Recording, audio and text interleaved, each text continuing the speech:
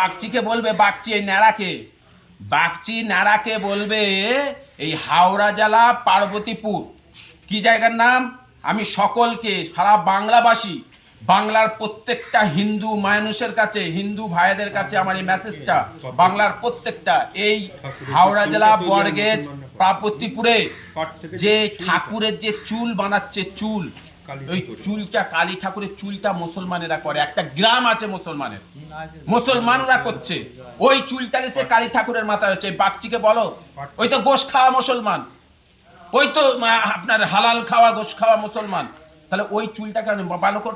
ওই বাগচিকে এসে বলতে বলো, ওর যদি ঘাড়ের দর থাকে, ওর যদি ঘাড়ে বুদ্ধি থাকে, কোথায় ঘাড়ে, ঘাড়ে যদি বুদ্ধি থাকে, ওকে এই বরগেছে এসে, ওই গ্রামে এসে হিন্দু ভাইদের ঘরে বলুক, ভাই এই হিন্দু, এই মুসলিম গ্রামে তোরা চুল দিয়ে ঠাকুরের মাথায় দিবি না, ওর ঘাড়ে থাকে এসুক। এই রাজনীতি করা বন্ধ করো, ধর্মকে নিয়ে রাজনীতি করা বন্ধ করো। এই বাগচি ন্যাড়া, কোন দিন দেখবি ন্যাড়াটাও খুঁজে পাওয়া যাবে না, এই মাথার চুল গজাবে না, আর এই একটাই ওরম উঠতে থাকবে। এইটা সাবধান হয়ে যাও।